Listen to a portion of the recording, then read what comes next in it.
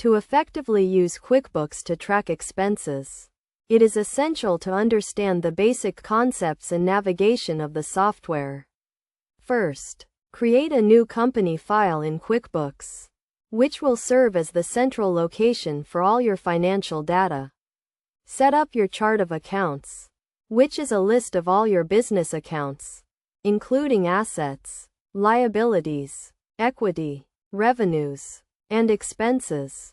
Once your company file is set up, you can start tracking expenses by creating vendors, which are the companies or individuals you pay for goods or services.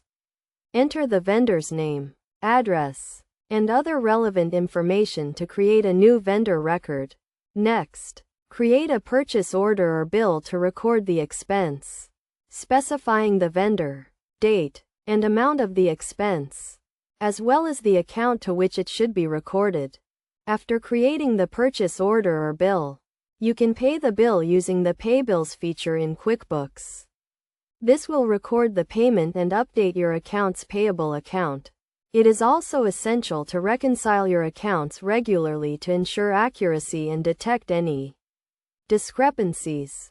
To categorize and analyze your expenses, use the Class and Item features in QuickBooks. Classes allow you to categorize expenses by department or location, while items enable you to track specific products or services. Regularly review your expense reports to identify areas for cost reduction and make informed business decisions.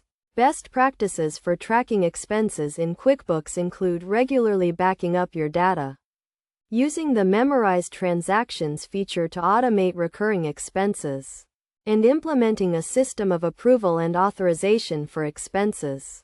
By following these steps and best practices, you can effectively use QuickBooks to track your business expenses and make informed financial decisions.